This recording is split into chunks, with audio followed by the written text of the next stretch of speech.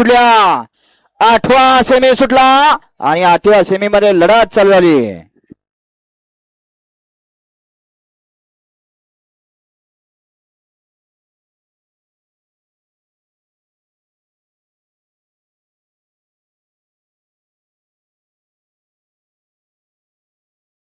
अतिशय सुंदर आणि डोळ्याचा पारणा फिटणारा सेमी 8 पडला.